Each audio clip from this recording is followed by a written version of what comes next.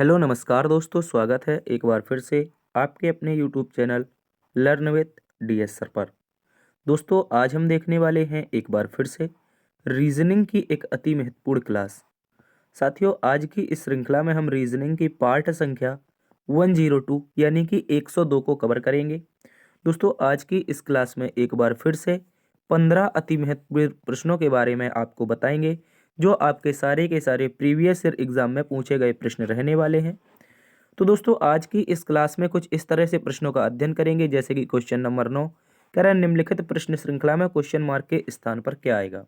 यानी कि ये एक सर्कल बेस्ड क्वेश्चन दे रखा है और इसमें हमें बताना है दोस्तों ये जो क्वेश्चन मार्क दे रखा है इस क्वेश्चन मार्क के स्थान पर कौन सा शब्द आएगा, इसके बारे में चर्चा करेंगे। इसके अतिरिक्त क्वेश्चन नंबर हमारे पास 8 है। यहाँ पर सादृश्यता का एक महत्वपूर्ण प्रश्न कह रहा है अगर 0 1 का संबंध 0 8 से है तो दोस्तों 16 का संबंध किससे हो जाएगा, इसके बारे में अभी हम चर्चा करेंगे।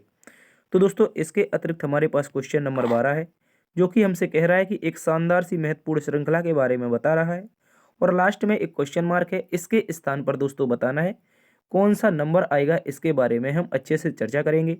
ये 4 विकल्प हमारे सामने हैं, इसके बारे में बताएंगे। तो दोस्तों शुरुआत करते हैं आज के क्लास की, आज के महत्वपूर्ण क्वेश्चंस की। आप इनमें से यदि किसी भी एग्जाम्स की तैयारी कर रहे हैं तो आपके लिए ये क्लास बहुत शानदार साबित होने वाली है, जैसे कि SSC GD, MTS, CHSL, CGL, CPO, UPSI, UP police, Bihar police, Agniveer clerk, Rajasthan police, Delhi police, railway group D, NTPC, DFCCIL, ALP, IBPS, navy, Madhya Pradesh police, CRPF, DRDO, CISF, ITBP, CTET, DSSB, UPPSC दरोगा, UP triple S C PET, UPPSC, MPPSC, BPSC, super TET, UP PET तथा UP TET और भी प्रतियोगी परीक्षाएं जैसे सचिवालय की परीक्षा, गन्ना पर्यवेक्षक की परीक्षा, उत्तर प्रदेश लेखपाल की परीक्षा, राजस्थान पटवारी की परीक्षा, मध्य प्रदेश पटवारी की परीक्षा या फिर कोई भी एग्जाम जैसे बीएसएस की परीक्षा, इन सभी एग्जाम में दोस्तों आपका रीजनिंग पूछा जाता है। तो रीजनिंग एक महत्वपूर्ण सब्जेक्ट है, यदि आप इसमें थोड़ी सी भी मेहनत कर लेते हैं तो आपके लिए ये बहुत शानदार क्लास साबित होने वाली है और आपके रीजनिंग में आउट ऑफ 20 स्कोर करने की आप कोशिश कर सकते हैं, आप अच्छे से यदि तैयारी करते हैं। चलिए बने रहिएगा हमारे साथ। शुरुआत करते हैं आज के पहले क्वेश्चन की। इससे पहले एक छोटी सी अपडेट जान लीजिए जल्दी से। यहाँ पर यदि आपको इस क्लास का दोस्तों पीडीएफ प्राप्त करना है तो आप हमारे टेलीग्राम को ज्वाइन करेंगे। चाहो तो आप हमें इंस्टाग्राम पर भी फॉलो कर सकते हैं। इंस्टाग्राम पर आपका डीएस सर ऑफिशियल 13 नाम से एक चैनल है, इसको आप लोग अच्छे से याद रखेंगे। तो दोस्तों आपको पीडीएफ से पढ़ना जरूर है क्योंकि प्रैक्टिस मेक मैन परफेक्ट और प्रैक्टिस करना है तो पीडीएफ तो लगाना पड़ेगा। तो आप हमें हमारे टेलीग्राम पर ज्वाइन करें। इससे बाद एक नई जानकारी, ये जानकारी बहुत महत्वपूर्ण है, इसके बारे में भी चर्चा करेंगे। तो दोस्तों एसएससी जीडी 2024 के एग्जाम को मद्देनजर रखते हुए रीजनिंग की चैप्टर वाइज क्लास 28 नवंबर शाम 5 बजे से लाइव आपकी शुरू हो रही है, जिसमें हम पहला चैप्टर सादृश्यता को कवर करेंगे। इसके साथ साथ जितने भी एसएससी जीडी एग्जाम में रीजनिंग के चैप्टर हैं उन सभी के बारे में क्रम से चर्चा कर लेंगे। उसके बाद फिर बाद में धड़ाधड़ प्रैक्टिस सेटों की चर्चा करेंगे। ठीक है दोस्तों, तो जल्दी से आप 28 नवंबर की क्लास को ज्वाइन कर लीजिए। चलिए चलते हैं आज के पहले प्रश्न की तरफ। आज का पहला प्रश्न है दोस्तों क्वेश्चन नंबर 1 में हमसे कहा है कि प्रीतम साइकिल चलाकर दक्षिण दिशा में 6 किलोमीटर गया। प्रीतम नाम का शख्स है, वो साइकिल चलाकर दक्षिण दिशा में 6 किलोमीटर गया, दाएं मुड़कर 8 किलोमीटर जाता है, फिर वह उत्तर पूर्व दिशा में मुड़कर 10 किलोमीटर जाता है, वहां से वह 15 किलोमीटर बाएं जाता है। अब वह अपने मूल स्थान से कितने दूर है, ये दोस्तों हमें बताना है। इस प्रश्न का सही उत्तर क्या होगा। ठीक है दोस्तों, तो सबसे पहले इसको बनाते हैं। सबसे पहले दोस्तों कहा है कि प्रीतम नाम का शख्स दक्षिण दिशा में कितना गया है, 6 किलोमीटर गया है। तो प्रीतम को यहां से चलाते हैं दोस्तों दक्षिण दिशा में 6 किलोमीटर, कितना, यहां से प्रीतम चलेगा 6 किलोमीटर की दूरी तय करेगा। ठीक है, यहां पर ये 6 किलोमीटर की दूरी तय करेगा प्रीतम। कौन, प्रीतम नाम का शख्स 6 किलोमीटर की दूरी दक्षिण दिशा में पूरी करेगा। उसके बाद दाएं मुड़कर 8 किलोमीटर चलता है। देखिए दोस्तों अब प्रीतम का मुख दक्षिण दिशा में है और दक्षिण दिशा में मुख होने के कारण यदि उसे दाएं मुड़ना है, दक्षिण दिशा में मुख होने के कारण यदि उसे दाएं मुड़ना है तो वो दोस्तों पश्चिम दिशा में जाएगा। कहां पर जाएगा, पश्चिम दिशा में जाएगा। और दोस्तों इस बार उसने दूरी 8 किलोमीटर तय की है क्योंकि प्रश्न में हमसे कहा है दाएं मुड़कर के 8 किलोमीटर जाता है। फिर दोस्तों कह रहा हुआ उत्तर पूर्व दिशा में मुड़कर 10 किलोमीटर जाता है। दोस्तों यहां पर अब हमें बताया है कि उत्तर पूर्व दिशा में मुड़कर 10 किलोमीटर की उसने यात्रा तय की है। कहां से यात्रा तय की है, यहां से उत्तर पूर्व कौन पर बनेगी, तो ऊपर की ओर हमें पता है नॉर्थ होती है, इस दिशा में ईस्ट होती है, राइट हैंड साइड। तो इन दोनों के बीच की जो दिशा होगी ये दिशा पूरी करेगा, कौन सी, ये वाली दिशा। और ये वाली दिशा में उसने दूरी तय की है 10 किलोमीटर। ठीक है दोस्तों, इसको याद रखेंगे, यहाँ पर वो 10 किलोमीटर की दूरी तय कर लेगा। इसके बाद दोस्तों उसने कहा है कि वहाँ से वह बाएं, वहाँ से वह 15 किलोमीटर बाएं जाता है। यहाँ से अब दोस्तों वह 15 किलोमीटर बाएं जाता है। देखिए इसका मुख कहाँ पर है, आप कहेंगे इस दिशा में है, यानी कि उत्तर पूर्व की दिशा में, और ये बाएं जाएगा, मतलब यहाँ पर मुख होने के कारण जब ये दोस्तों बाएं जाएगा तो ये कुछ इस तरह से चला जाएगा। गौर से समझना, ये एरो मेरा कहाँ पर जा रहा है, कुछ इस तरह से यहाँ पर चला जाएगा। ठीक है, यहाँ पर चला जाएगा दोस्तों बाएं, और दूरी कितनी होगी, तो आप कहेंगे सर 15 किलोमीटर, क्योंकि हमारे प्रश्न में हमसे कही है दूरी 15 किलोमीटर। ठीक है, अब दोस्तों इससे बताना है आगे क्या कहा है, वह अपने मूल स्थान से कितनी दूरी पर स्थित है। देखिए मूल स्थान कहाँ पर था, मूल स्थान हमने ब्लू लाइन से शुरुआत की थी, यहीं से शुरुआत की थी, ये दूरी हमें 6 पता चली। उसके बाद हम यहाँ पर आए थे, ये जहाँ मैं डॉट बना रहा हूँ वहाँ पर आए थे। उसके बाद अंत में यहाँ पर आए थे 8 किलोमीटर की यात्रा तय करके। तो उसके बाद हमें दोस्तों पता चला था एक समकोण त्रिभुज पता चला था यहाँ पर, ये था 6, ये था 8, और 6 8 10, याद रखेंगे 6 8 10, ये दोस्तों एक ट्रिपलेट होता है। तो दोस्तों ये दूरी आपकी 10 किलोमीटर हुई, यानी कि बाद में वह घूम फिरकर अपने मूल बिंदु पर आ चुका था, मूल बिंदु पर आ चुका था, याद रखेंगे। उसके बाद दोस्तों अब उसने लास्ट में दूरी ये वाली तय की है, कौन सी, ये वाली। और ये वाली दूरी कितनी थी, अभी हमने दोस्तों बताया था 15 किलोमीटर की दूरी थी, और 15 किलोमीटर की दूरी ही इस प्रश्न का सही उत्तर बन जाएगा। ऑप्शन नंबर 1 में दे रखा है। तो मैं उम्मीद करता हूं अब आप अच्छे से इसको समझ गए होंगे। देखिए पहले क्या हुआ, वो दक्षिण में गया 6 किलोमीटर, फिर उसके बाद दाएं मुड़ा 8 किलोमीटर गया, उसके बाद वहां से उत्तर पूर्व दिशा में मुड़ा है, तो ये वाली दूरी तय कर ली उसने, तो अपने मूल स्थान पर आ चुका था। मूल स्थान पर आने के बाद उसने ये दूरी तय की थी, तो इस कारण ये दूरी जो बनी थी 15 किलोमीटर बनी थी। ऑप्शन नंबर ए प्रश्न का सही उत्तर है। चलते हैं अगले प्रश्न की तरफ।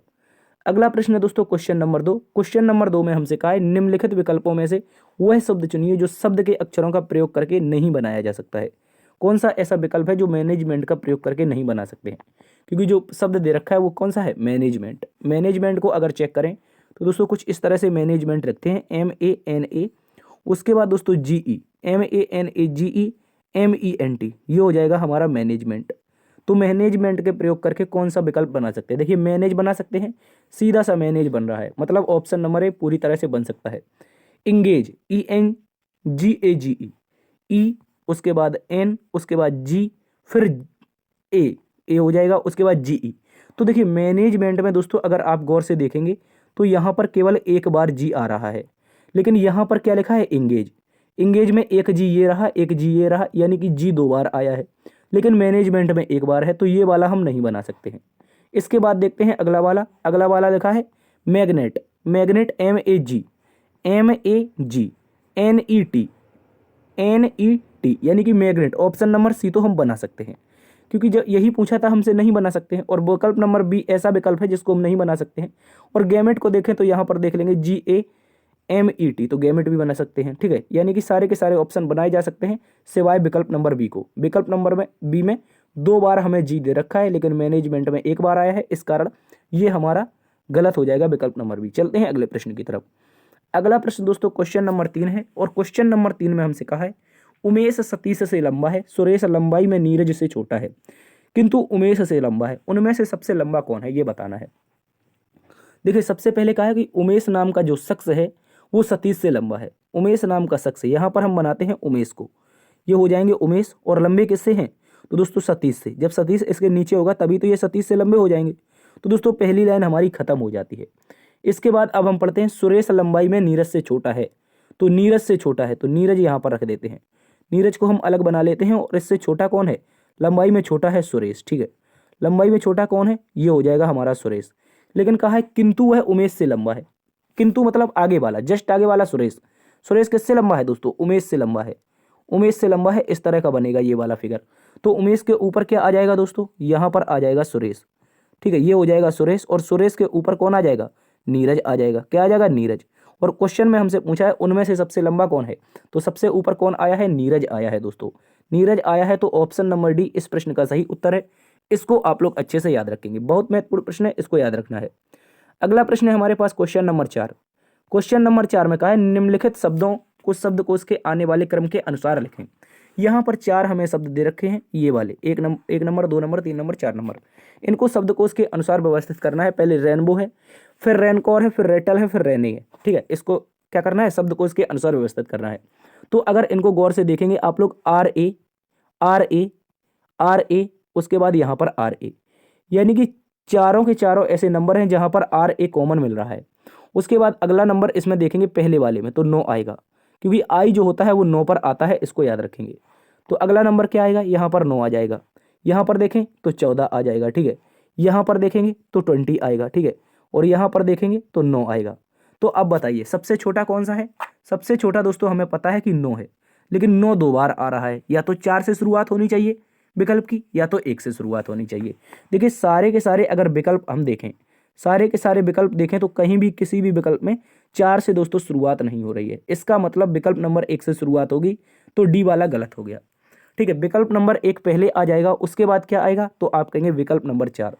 एक के बाद दोस्तों क्या आएगा, विकल्प नंबर 4 आएगा। क्यों आएगा, क्योंकि ये जो 9 है, पहले इसमें 9 था, अब इसमें 9 है, तो मतलब क्या है, विकल्प नंबर 4 पहले के बाद आना चाहिए। ठीक है, उसके बाद क्या आना चाहिए, उसके बाद अगर गौर से हम देखेंगे तो अब मिला लेते हैं किसमें से, 3 और 2 में, 3 और 2 में मिला लेते हैं। तो 1 के बाद 4 आना चाहिए, ऑप्शन नंबर 1 गलत हो गया। उसके बाद कलर चेंज करते हैं। देखिए यहाँ पर कहाँ से तक चेक करते हुए थे, आई तक चेक कर चुके थे हम। ठीक है, आई तक ये वाला तो हमारा हो गया, पहला वाला हो गया, चौथा वाला हो गया। ठीक है, अब बचा क्या हमारे पास, ये रेटल बचा और रेनकॉर बचा। तो रेटल में एक तो 20 हो चुका था। ठीक है, एक 20 पर है, एक 14 पर है, यानी कि अब बताइए कौन आएगा, 14 पहले आएगा या 20। आप कहेंगे 14 पहले आएगा, इसका मतलब 4 के बाद दोस्तों 2 आना चाहिए। तो 4 के बाद 2 आएगा, तो देखिए यहाँ पर 4 के बाद 2 नहीं है, ये गलत हो गया। 4 के बाद 2 है, ऑप्शन नंबर बी इस प्रश्न का सही उत्तर है। इसको आप लोग फिर से समझिए। यहाँ पर क्या करना है दोस्तों, पहले देखिए हमें क्या मिला था, 9 यहाँ पर मिला था, 9 यहाँ पर मिला था। लेकिन जब हमने देखा कि विकल्प नंबर 4 से कहीं पर शुरुआत नहीं हो रही है, तो पहला वाला हमारा पहले स्थान पर कन्फर्म हो गया था। ठीक है, पहला वाला पहले स्थान पर कन्फर्म हो गया, ये वाला। ठीक है, उसके बाद दूसरे स्थान पर चौथा कन्फर्म हो गया था। ठीक है, इसके बाद तीसरे स्थान पर कौन आएगा, तीसरे स्थान पर आएगा जिसमें 14 दे रखा है, और लास्ट में आएगा जिसमें 20 दे रखा है। ठीक है, इस तरह से हमारा ऑप्शन नंबर बी प्रश्न का सही उत्तर है। चलते हैं अगले प्रश्न की तरफ। अगला प्रश्न है दोस्तों क्वेश्चन नंबर 5, कह रहा है पहले 2 समीकरणों में अपनाई गई एक विशिष्ट प्रणाली के आधार पर तीसरा समीकरण पूरा कीजिए। एक पहले 2 समीकरण हैं, उनमें एक विशिष्ट प्रणाली अपनाई गई है और उसी आधार पर इस समीकरण को पूरा करना है। कैसे करेंगे, गौर से समझना है, इन नंबरों को आप देखेंगे अच्छे से। तो सबसे पहले वाले समीकरण में देखें तो 1 लिखा है, फिर 8 है, उसके बाद क्या है 5 है। ठीक है, उसके बाद क्या है 3 है और 7 है। यानी कि अगर इनके हम जो गुणा के निशान हैं इनको हटा दें तो कुछ इसी तरह की तो संख्या लिखी हुई है, गौर से समझना है कौन सी, 1 है, 8 है, 5 है, 3 है और 7 है। ठीक है, 1 है, 8 है, 5, 3, 7 है। तो दोस्तों इसे लिखा क्या गया है, आप कहेंगे सबसे पहले 7 लिखा है, पीछे से लिख दिया है 7, 3, 5, 8, 1। ठीक है, इस तरह से पीछे से लिख दिया है। आप देखो चाहो तो 7, 3, 5, 8, 1। फिर इसको देखेंगे, इसको यहाँ से देखेंगे तो पीछे से एज इट इज लिखा है 4। देखिए ये वाला 4, 2, 6, 4, 2, 6, 7, 5, 7, 5, यानी कि पीछे से क्रम चल रहा है। तो क्या बता सकते हैं, बिल्कुल आसानी से बता सकते हैं दोस्तों। यहाँ पर आसानी से पहले 8 आएगा, फिर 2 आएगा, फिर 3 आएगा, फिर 4 आएगा, फिर 9 आएगा। ऑप्शन नंबर की जो शुरुआत होगी वो 8 से होगी, तो बी गलत है, ए गलत है। उसके बाद 8 के बाद 2 आना चाहिए, तो ये वाला गलत हो जाएगा। केवल और केवल ऑप्शन नंबर डी इस प्रश्न का सही उत्तर हो जाएगा। इसको आप लोग अच्छे से याद रखेंगे। कोई खास समीकरण नहीं था, लेकिन एक विशिष्ट जो प्रणाली है, एग्जाम में पूछा गया प्रश्न है, तो ये एक इंपॉर्टेंट बन जाता है, इसलिए इसको आप लोग अच्छे से याद रखेंगे। क्रम क्या था, पीछे से लिखना था। अगला प्रश्न है हमारे पास क्वेश्चन नंबर 6। क्वेश्चन नंबर 6 भी एक बहुत ही महत्वपूर्ण प्रश्न है, इसको याद रखेंगे। कह रहा है यदि 3 square at the rate 1 star 7 is equal to 98, 4 square at the rate 2 star 16 is equal to 178, तो 5 star at the rate 5 square at the rate 3 star 9 का कोड क्या होगा, इसको बताना है। तो दोस्तों आप इस प्रश्न का लॉजिक समझिए, बहुत ही प्यारा लॉजिक है, इसको आप लोगों को समझना है। सबसे पहले लिखा है 3 square at the rate 1 star 7, तो यहाँ पर हम लिखते हैं 3 का स्क्वायर, यहाँ पर क्या हो जाएगा एट द रेट, उसके बाद 1, उसके बाद दोस्तों स्टार। ठीक है, 1 के बाद स्टार, उसके बाद 7। तो इसको आप समझिए, इसका लॉजिक क्या है, पहले लॉजिक क्रैक करेंगे। तो दोस्तों इसमें हमें लिखना क्या है, ये 3 का स्क्वायर है, तो इसको हम दोस्तों 9 लिख देंगे। उसके बाद एक स्थान छोड़ देंगे, यहाँ पर इन दोनों को जोड़कर लिखेंगे। गौर से समझना है, यहाँ पर इन दोनों को प्लस करके लिखेंगे। गौर से समझना, बहुत महत्वपूर्ण लॉजिक है दोस्तों। जब हम इसका पूरा लॉजिक बताएंगे तब आपको अच्छे से समझ में आ जाएगा। तो यहाँ पर एक डैश करके लिखेंगे तो यहाँ पर क्या आएगा, 8 आएगा। ठीक है, एक मिनट, यहाँ पर अगर 9 आया था 3 का स्क्वायर, तो अगला वाले में हमें दोनों को जोड़ देना था। तो क्या आया है, यहाँ पर आ जाएगा दोस्तों हमारा कितना, आप कहेंगे सर 8 आ जाएगा। और इन्हीं दोनों को आपस में जोड़ दें, इन दोनों नंबरों को, तो कितना हो जाएगा, 98 हो जाएगा, जो कि दे रखा है। लेकिन इसको इस तरीके से नहीं जोड़ना है, इसको जोड़ने का तरीका अलग है दोस्तों। तरीका क्या है, तो यहाँ पर समझिए। सबसे पहले लिखेंगे 9, उसके बाद यहाँ पर एक स्थान छोड़ेंगे, यहाँ पर लगाएंगे प्लस, और इसके बाद यहाँ पर लिखेंगे 8। ठीक है, गौर से समझना है। 9 एक स्थान छोड़ेंगे इसके सामने यहाँ पर, उसके बाद लिखेंगे नीचे 8 और एक स्थान यहाँ पर छोड़ देंगे। ठीक है, इसी तरह से हमें जोड़ना है। तो अब आ जाएगा हमारा 98। तो मैं उम्मीद करता हूँ अब आप अच्छे से समझ गए होंगे। अगर नहीं समझे हैं तो एक और लॉजिक समझिए। एज इट इज अगले वाले में करना है। तो यहाँ पर क्या लिखा है, 4 का स्क्वायर, यानी कि हम लिखेंगे दोस्तों सबसे पहले 4 का स्क्वायर एट द रेट, ठीक है, एट द रेट 2 स्टार 16। हालांकि क्लास थोड़ी लंबी हो सकती है तो आप इसको देखेंगे अच्छे से। तो यहाँ पर 4 का स्क्वायर कितना होगा, हम कहेंगे दोस्तों जो 4 का स्क्वायर होता है वो 16 होता है। क्या होता है, 16। और इसके बाद इन दोनों को जोड़ेंगे तो ये हो जाएगा 18। ठीक है, इस तरह से हो जाएगा, ये 18 हो जाएगा। तो अब हम क्या करेंगे, इसको इसी आधार पर जोड़ेंगे जैसे ये वाला जोड़ा था। ठीक है, जैसे ये जोड़ा था इसी आधार पर हम इसको जोड़ेंगे। तो देखिए सबसे पहले हम लिखेंगे 16, उसके बाद एक अंक छोड़ देंगे, यहाँ पर लिखेंगे 18 और यहाँ पर लगाएंगे प्लस। अब देखिए यहाँ पर हो जाएगा 8, यहाँ पर 7 और 1, और 178 हमारा आ चुका है। तो अब आप अच्छे से समझ गए होंगे। अभी भी नहीं समझे तो अगले वाले में फिर से समझिए। ठीक है, यहाँ पर हम क्या करते हैं, एक बार फिर से हटा देते हैं। तो यहाँ पर लगाएंगे प्लस और उसके बाद करेंगे 8, 7 और 1, 178 देखिए यहाँ पर आ रहा है। इसके बाद अब अगले वाले का लॉजिक भी समझ लीजिए यदि अभी तक नहीं समझ में आया है। तो देखिए सबसे पहले लिखा है 5 का स्क्वायर, ये लिखा है। उसके बाद क्या है दोस्तों, एट द रेट है। एट द रेट के बाद क्या है, 3 स्टार 9, 3 स्टार 9, इसको लिख देंगे। अब इसका भी लॉजिक समझिए। लॉजिक क्या है, देखिए 5 का स्क्वायर लिखेंगे दोस्तों 25। ठीक है, 5 का स्क्वायर 25 लिखेंगे, इन दोनों को आपस में जोड़कर लिखेंगे। इन दोनों को जोड़कर लिखेंगे तो 9 3 कितना हो जाएगा दोस्तों, 12 हो जाएगा। इसके बाद अब इसको जोड़ेंगे कैसे, इसको जोड़ेंगे कैसे, इसी लॉजिक के आधार पर। सबसे पहले हम यहाँ पर 25 लिखेंगे। ठीक है, यहाँ पर 25 लिखेंगे, उसके बाद एक नंबर छोड़ देंगे, यहाँ पर लिखेंगे 12 और इसको यहाँ पर प्लस लगा देंगे, क्योंकि मैंने एक नंबर यहाँ पर छोड़ा था, उसके बाद एक नंबर यहाँ पर भी छोड़ा है, तो एक नंबर ये भी छोड़ देंगे। ठीक है, इस तरह से अब जोड़ेंगे तो 2 आएगा, फिर 6 आएगा, फिर 2 आएगा, मतलब 262 आएगा। क्या किसी ऑप्शन में है, सर ऑप्शन नंबर बी में है। दोस्तों आप इस प्रश्न को कम से कम 2 बार देखिए, मेरी रिक्वेस्ट है आपसे, इस प्रश्न को कम से कम 2 बार देखिए तो आपको अच्छे से समझ में आ जाएगा। और हम बढ़ते हैं अगले प्रश्न की तरफ। क्लास लंबी हो रही है, करने से कोई फायदा नहीं, लॉजिक इसका यही है। चलते हैं अगले प्रश्न की तरफ। अगला प्रश्न हमारे पास क्वेश्चन नंबर 7। क्वेश्चन नंबर 7 में कहा है कि अनाज अगर गोदाम से संबंधित है तो दोस्तों जल किससे संबंधित हो जाएगा। तो आप बताएंगे यदि अनाज को गोदाम में रखा जाता है तो जल को कहाँ पर रखा जाता है, ये इसका हमने लॉजिक बता दिया है। तो आप कहेंगे सर अनाज, अनाज, अनाज यहाँ पर कर देंगे। अनाज को जो इकट्ठा करने का स्थान है, किसको, अनाज को इकट्ठा करने का स्थान, अनाज को इकट्ठा करने का स्थान जो होता है वो दोस्तों गोदाम होता है। क्या होता है, गोदाम होता है। उसी प्रकार साथियों अगर हम बात कर लें किसकी, जल की, अगर हम बात कर लें जल की, तो जल को हम इकट्ठा कहाँ पर करेंगे, इकट्ठा याद रखेंगे, एकत्रित कहाँ पर करेंगे। तो दोस्तों याद रखेंगे जब जल को एकत्रित करेंगे तो क्या नहर में कर सकते हैं, नहर का पानी तो चलता रहता है, ये गलत हो जाएगा। नदी का पानी भी चलता रहता है, ये भी गलत हो जाएगा। मुहाना पर क्या होता है, पानी ठहरा हुआ होता है लेकिन आगे बढ़ता रहता है, तो ये भी गलत हो जाएगा। अगर हम पानी को बांध बना करके इकट्ठा कर लें, गौर से समझना है, जैसे गोदाम बनाकर अनाज को रखते हैं उसी प्रकार बांध बनाकर पानी को रखते हैं। और दोस्तों इस प्रश्न का सही उत्तर हमारा ऑप्शन नंबर बी बनेगा, जो कि एक बहुत महत्वपूर्ण प्रश्न है, आपके एग्जाम में दोस्तों पूछा गया था। इस प्रश्न को याद रखेंगे, जिस प्रकार अनाज को रखने के लिए गोदाम होता है उसी प्रकार जल को रखने के लिए बांध होता है। चलते हैं अगले प्रश्न की तरफ। अगला प्रश्न है दोस्तों हमारे पास क्वेश्चन नंबर यहाँ पर 8, और क्वेश्चन नंबर जो 8 है इसको आप लोग अच्छे से समझेंगे, इसका लॉजिक क्या है उसको समझना है। देखिए अगर बात कर लें दोस्तों, यहाँ पर हम सबसे पहले इसको लिख लेते हैं अलग से। तो दोस्तों यहाँ पर लिखा है 01, 01 का जो संबंध बताया है 08 से बताया है। ठीक है, 01 का जो संबंध है वो 08 से है, और संबंध बताना है हमें 16 का किससे हो जाएगा, ये रहा क्वेश्चन मार्क।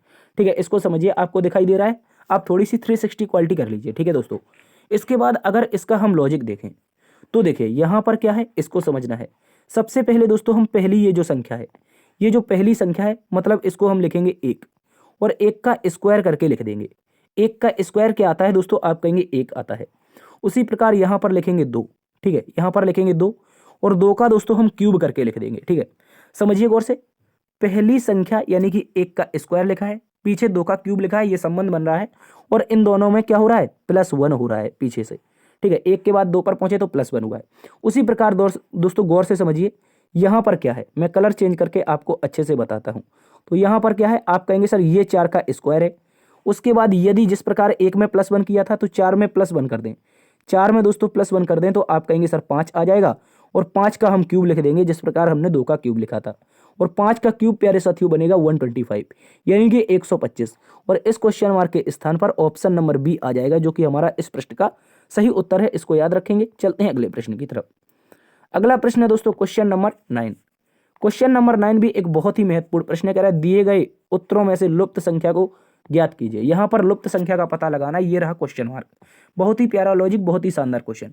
जब भी ऐसा दोस्तों सर्कल का क्वेश्चन आए तो आपको क्या करना है, सर्कल को या तो ऐसे सॉल्व करना है, ठीक है, इस तरह से, या तो क्लॉकवाइज सॉल्व करना है या फिर एंटी क्लॉकवाइज सॉल्व करना है, ठीक है, या फिर आप क्या करेंगे, सीधा सीधा सॉल्व कर लेंगे। कैसे, या तो आप सीधा सीधा सॉल्व कर लेंगे इस तरह से। तो दोस्तों इस सर्कल को हम सीधा सीधा सॉल्व करेंगे, ठीक है, सीधा सीधा सॉल्व करेंगे। बहुत अच्छे तरीके से आपको समझना है। इसका लॉजिक क्या है, सबसे पहले समझिए, इससे यहाँ से स्टार्ट करते हैं, यहाँ से स्टार्ट करते हैं। तो ये जो 64 लिखा है, ये जो 64 लिखा है दोस्तों, ये क्या है, आप कहेंगे 8 का स्क्वायर है। उसके बाद इसके जस्ट सामने का जो संबंध है, ये दोस्तों 8 का क्यूब दे रखा है। गौर से समझना है, जो यहाँ पर 8 का स्क्वायर है, सामने का संबंध 8 का क्यूब है।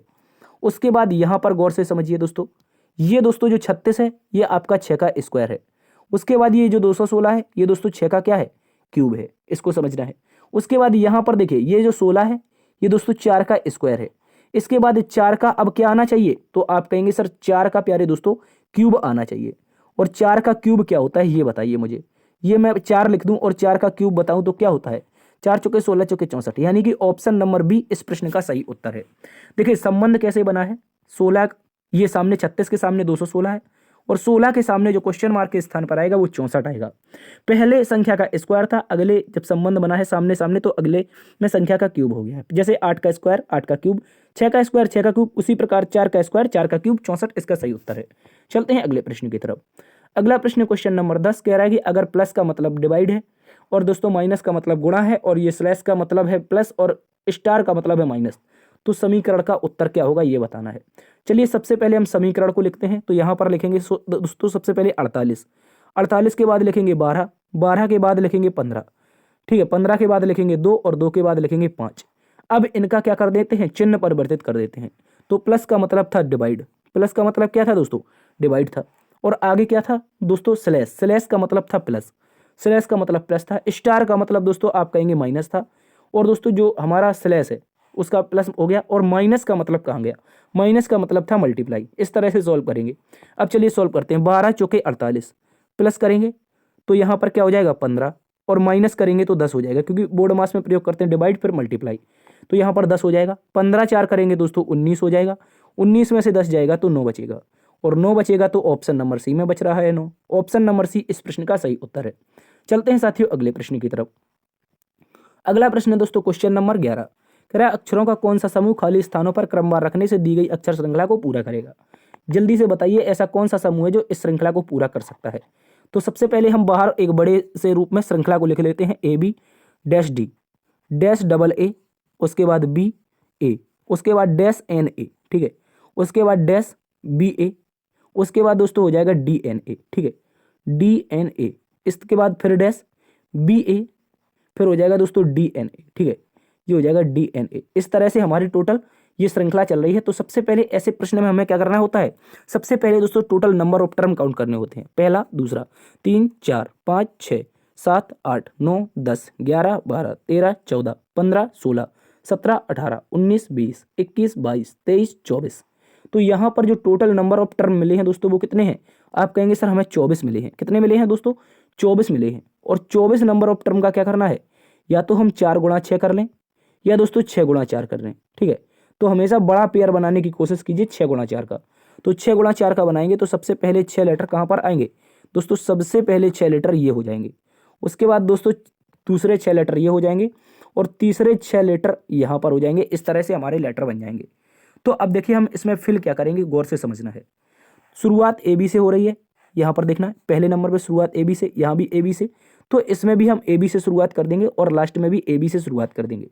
तो यहाँ पर पूरा का पूरा लॉजिक बन रहा है A B D N A, A B D N A का लॉजिक बन रहा है। तो क्या आगे वाले में भी बन रहा है, इसको देख लेते हैं। तो आगे देखेंगे ए बी, तो यहाँ पर डी रख दें तो डी एन ए हो जाएगा।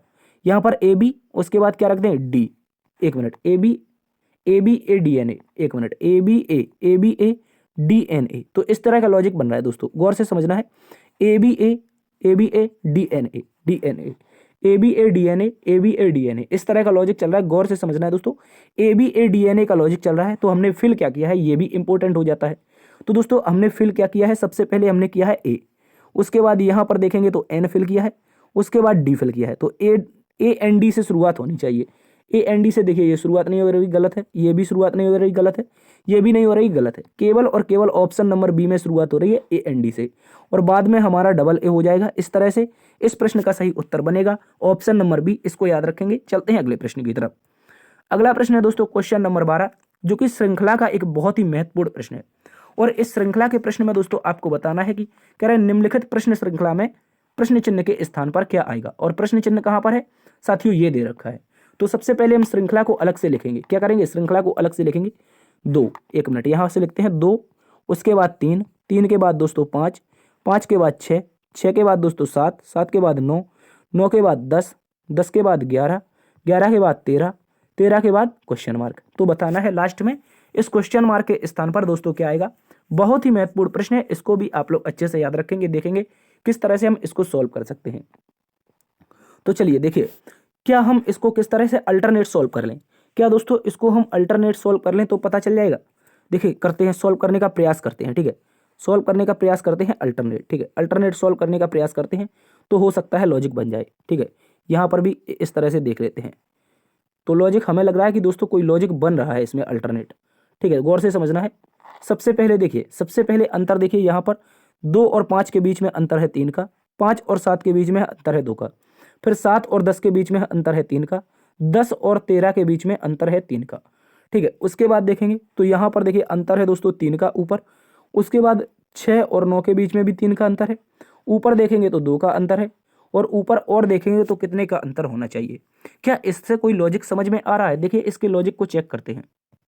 ऐसे तो दोस्तों इस प्रश्न का कोई भी लॉजिक समझ में नहीं आ रहा है, क्योंकि यहाँ पर 3 है, ये 3 है, लेकिन यहाँ पर 3 2 दे रखा है, और यहाँ पर 2 है, यहाँ पर 3 3 है। तो ऐसे कोई लॉजिक तो बन नहीं रहा है। ऐसे हम लॉजिक नहीं बनाएंगे, एग्जैक्टली कोई लॉजिक बनाएंगे। तो अब स्थिति में देखिए, अभी हमने अल्टरनेट सॉल्व किया था, इसके बाद अब हम 2 अंक को छोड़कर सॉल्व करेंगे, ठीक है। 2 अंक को पहली बार 1 अंक छोड़ा था, अब की बार 2 अंक छोड़ेंगे, ठीक है। गौर से समझना है, हो सकता है हमारा 2 अंक के बाद हमारा अगला लॉजिक आ जाए, ठीक है। उसके बाद यहाँ पर देखिए 2 और 6 के बीच में कितने का अंतर है, तो आप कहेंगे +4 हुआ है। उसके बाद 10 और 6 में कितना हुआ है, तो भी +4 हुआ है। तो अगला वाला हो सकता है +4 हो जाए। इसके बाद ऊपर का चेक कर लेते हैं। ऊपर का चेक करने जाएंगे तो 2 अंक छोड़ना है दोस्तों।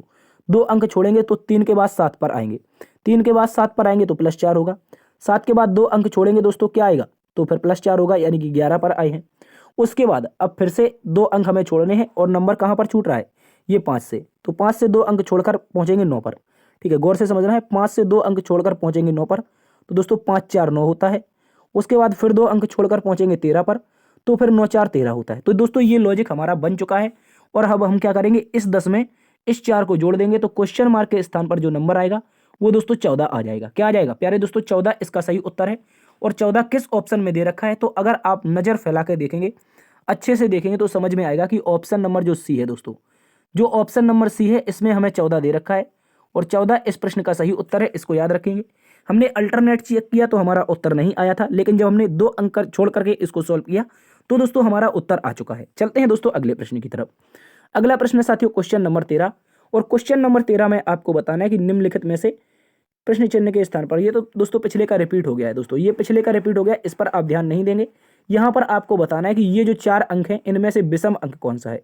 ये आपसे पूछा है कि इनमें से दोस्तों विषम अंक कौन सा है, इसको आप लोग अच्छे से याद रखिएगा। तो अगर बात कर लें इसके विषम अंक की, एक मिनट, अगर बात कर लें दोस्तों इसके विषम अंक की, देखिए दोस्तों अगर बात करें इस प्रश्न के बारे में, इसके लॉजिक के बारे में, तो देखिए यहाँ पर क्या है, अगर इनको सभी को जोड़ कर देख लेते हैं, एक मिनट, यहाँ पर अगर इनको सभी को जोड़ें तो 4 3 7 5 12 हो रहा है। टोटल कितना आ रहा है? 12 आ रहा है। उसके बाद यहाँ पर जोड़ें 6 4 10 और 8 18 आ रहा है। क्या आ रहा है? 18 आ रहा है। ठीक है, इसके बाद यहाँ पर जोड़ते हैं तो 4 5 4 1 5 5 3 8 8 6 14 हो रहा है। क्या हो रहा है दोस्तों? याद रखेंगे यहाँ पर 14 हो रहा है। इसके बाद यहाँ पर देखेंगे 3 2 5 5 2 7 7 1 8, यहाँ पर दोस्तों 8 हो रहा है। तो इस तरह का क्या कोई लॉजिक बन रहा है? क्या कोई इस तरह का लॉजिक बन रहा है? मुझे तो नहीं लग रहा है दोस्तों इस तरह का कोई लॉजिक बन रहा है। आप बताइए जल्दी से इसका लॉजिक क्या होगा। देखिए अगर देख लें इसके प्रश्न के बारे में, तो अब अगर आप दोस्तों गौर से समझेंगे इसको, अगर गौर से देखेंगे तो यहाँ पर जो संख्याएं दे रखी हैं, यहाँ पर 3 है, 4 है और 5 है, यहाँ पर 6 है, 4 है और 8 है, यहाँ पर 1 है, 4 है, 3 है, 2 है और 3 है और 6 है, 1 4 6। दोस्तों आप कहेंगे सर ये हमें क्या बता रहे हो बार बार संख्याओं के बारे में, तो आप इन संख्याओं को गौर से समझेंगे। ये 3 ऑप्शन दोस्तों ऐसे ऑप्शन हैं जो आपके संख्याओं को रिपीट नहीं कर रहे हैं, किसी भी संख्या को ये पुनरावृत्ति नहीं कर रहे। आपने बचपन में पढ़ी होगी पुनरावृत्ति। पुनरावृत्ति का मतलब क्या होता है? संख्याओं का दोबारा आना। तो इनमें से कहीं भी ऑप्शन में पुनरावृत्ति नहीं हो रही, संख्या दोबारा नहीं आ रही है। लेकिन जब ऑप्शन नंबर हम दोस्तों डी को देखते हैं, जब प्यारे दोस्तों ऑप्शन नंबर डी को देखते हैं, तो यहाँ पर ये जो 2 अंक है और ये 2 अंक है, तो इन अंकों की क्या हो रही है दोस्तों? पुनरावृत्ति हो रही है। तो इस तरह से हम कह सकते हैं इसका सही उत्तर यही बन जाएगा। ठीक है, इसके अलावा आपको इसका कोई लॉजिक पता है तो आप बताइए। मेरे ख्याल से तो दोस्तों ऑप्शन नंबर डी, इसमें 2 की पुनरावृत्ति हो रही है जबकि अन्य में किसी में अंकों की पुनरावृत्ति नहीं हो रही है। तो इस तरह से ऑप्शन नंबर डी इस प्रश्न का सही उत्तर है। देखिए आयोग के द्वारा कई भी ऑप्शन माने जा सकते हैं, कोई भी क्वेश्चन का लॉजिक बन सकता है। मैं ये नहीं कह रहा कि इसका लॉजिक यही है, लेकिन मैंने जो लॉजिक बताया वो भी लॉजिक आप काट नहीं सकते हैं, ये लॉजिक भी मेरा भी सत्य है और आपका कोई लॉजिक है तो आप भी बता सकते हैं। चलते हैं अगले प्रश्न की तरफ। अगला प्रश्न है दोस्तों क्वेश्चन नंबर 14, जिसमें कहा है कि कौन सी उत्तर आकृति दी गई प्रश्न आकृति में सही दर्पण प्रतिबिंब है जबकि दर्पण वैसे पकड़ा जाए जैसे कि दिखाया गया है। तो दर्पण कहाँ पर रखा है? आप कहेंगे दोस्तों दर्पण हमें दिखाई दे रहा है ये हमारे लेफ्ट हैंड की साइड हमें दर्पण दिखाई दे रहा है। तो इस आकृति को पलट के दर्पण के उस तरफ ले जाना है इस तरह से। ठीक है, तो एक बात याद रखिएगा, जब भी मैंने आपको दर्पण पढ़ाया है तो दर्पण में एक बात बताई है दोस्तों। क्या बात बताई है? गौर से समझना है। मैंने एक बात बताई, यदि एक दर्पण रखा है तो इसमें मान लीजिए ये लेफ्ट है, अगर मैं कहूँ कि दोस्तों ये लेफ्ट है और ये राइट है। ठीक है, दर्पण का जो लेफ्ट होगा इस तरफ, मैं कह रहा हूँ कि ये जो दर्पण है इसका लेफ्ट ये है, तो दर्पण के इस तरफ ये जो लेफ्ट होता है ये राइट में बदल जाता है। इसका दोस्तों दायां बायां बदल जाता है, गौर से समझना है। दर्पण प्रतिबिंब में हमेशा दोस्तों दायां बायां बदल जाता है, इसको याद रखिएगा। ठीक है, तो अगर हम इसका दायां बायां बदलें तो गौर से समझना है, जो आकृति दर्पण के नजदीक है वो नजदीक ही रहेगी। तो ये जो ई है, इस ई को देखिए, ये अगर इस तरफ जाएगी तो ये ई कुछ इस तरह से दिखाई देगी। देखिए यहाँ पर ई दिखाई नहीं दे रही है, मतलब गलत है। यहाँ पर ई दिखाई दे रही है, यहाँ पर भी दिखाई दे रही है, मतलब बी में और सी में दिखाई दे रही है और डी में दिखाई नहीं दे रही है, तो डी वाला भी गलत हो गया। उसके बाद देखते हैं दोस्तों, उसके बाद देखेंगे तो ये जो हमारा के दिखाई दे रहा है, ऊपर का ये जो के है कुछ इस तरह से बनेगा, और ऊपर का अगर के उल्टा बना है, ये जो के है यहाँ पर उल्टा बना है, तो दोस्तों ये हमारा सीधा इस तरह से बन जाएगा। ठीक है, देखिए यहाँ पर तो ऊपर ऑप्शन नंबर बी में के है ही नहीं, तो ये वाला गलत हो गया। और इसी 2 अंकों से पता चल गया, इसी 2 अक्षरों से पता चल गया कि इसका सही उत्तर दोस्तों ऑप्शन नंबर सी बनेगा। इसको आप लोग अच्छे से याद रखेंगे। चलते हैं दोस्तों अगले प्रश्न की तरफ। अगला प्रश्न है दोस्तों क्वेश्चन नंबर 15, जिसमें कहा है कि कथन और निष्कर्ष से संबंधित प्रश्न है, न्याय और निगमन से संबंधित प्रश्न है। कथन में कहा है कि सभी पेन अपमार्जक यानी कि रबड़ हैं। सभी के सभी पेन हमें क्या बनाने हैं? रबड़ बनाने हैं। तो यहाँ पर देखिए ये सभी पेन मैं क्या बना देता हूँ? अपमार्जक, या फिर कह सकता हूँ रबड़ बना देता हूँ। ठीक है, इसको मैं लिख देता हूँ रबड़। ठीक है दोस्तों, मैंने यहाँ पर इसको रबड़ लिख दिया है। इसके बाद कहा है सभी अपमार्जक रबड़ हैं, जो वो सभी के सभी पेंसिल हैं। तो ये सभी रबड़ क्या हैं? याद रखेंगे सभी रबड़ पेंसिल हैं। तो इस तरह से इसको हम यहाँ पर पेंसिल लिख देंगे। ठीक है, ये हो जाएगा पेंसिल। अब कह रहा है कि सभी पेंसिलें पेन हैं। क्या सभी पेंसिल पेन हैं? देखिए बाहर से अंदर की ओर जाना है और क्या कहा है? सभी लगाया है। तो बाहर से अंदर की ओर सभी तो कभी भी सही नहीं होता है। बाहर से अंदर की ओर अगर कुछ वाला ऑप्शन दिया रहे तो आपका सही हो जाएगा, लेकिन बाहर से अंदर की ओर सभी कभी नहीं हो सकता है। कैसे? देखिए ये एक छोटा सा सर्कल है, इस छोटे से सर्कल में क्या ये बड़ा सा सर्कल आ सकता है? आप कहेंगे नहीं आ सकता है, मतलब गलत है। सीधा सा कर देना है, क्या कर देना है? सीधा सा गलत कर देना है। उसके बाद कह रहा है सभी पेन पेंसिलें हैं। सभी पेन, देखिए पेंसिल कहाँ पर है? ये बड़ा वाला सर्कल, और इस बड़े वाले सर्कल के अंतर्गत ये जो पेन आ रहा है ये सारा का सारा पार्ट आ रहा है, और वही तो कहा है कि सभी पेन पेंसिल है, मतलब दूसरा वाला सही है। और इस स्थिति में कहेंगे दोस्तों केवल निष्कर्ष 2 सही है। क्या कहेंगे? केवल निष्कर्ष दोस्तों 2 सही है। इस प्रश्न का सही उत्तर ऑप्शन नंबर 1 बनेगा। तो दोस्तों आज की क्लास यहीं पर समाप्त होती है। आशा करते हैं आज की क्लास पसंद आई होगी। उससे पहले एक इंपॉर्टेंट जानकारी भूल ना जाए आपको, इसलिए बार बार याद दिला रहे हैं। SSC GD exam 2024 learn with DS sir reasoning chapter wise सदस्यता 28 नवंबर शाम 5 बजे लाइव। जुड़ना ना भूलें आपके अपने परिवार लर्न विद डीएस सर पर। ठीक है दोस्तों, आपको ये क्लास जरूर लेनी है और एसएससी जीडी का एग्जाम जो लगा है उसके लिए मैं निरंतर क्लासेस चलाऊंगा। आपको प्रैक्टिस सेट तो चलेंगे ही चलेंगे, उसके साथ निरंतर क्लासेस भी चलेंगी। ठीक है, तो इसको आप लोग जरूर ज्वाइन कीजिएगा। तो दोस्तों आज की क्लास में बस इतना ही। Thanks for watching. यदि आज की क्लास आपको पसंद आई है तो एक बार से लाइक कर दीजिए, दोस्तों में सेशन को शेयर कीजिए। यदि अभी आपने अपने चैनल को सब्सक्राइब नहीं किया है तो आप सब्सक्राइब कर लीजिए, क्योंकि यहाँ पर धमाका होने वाला है 28 तारीख को एसएससी जीडी की। यदि आप तैयारी कर रहे हैं एसएससी जीडी 2024 की, तो दोस्तों आपके लिए ये क्लास रामबाण साबित होगी। ये चैनल भी रामबाण साबित होने वाला है, तो आप इसको सब्सक्राइब जरूर कर लीजिए।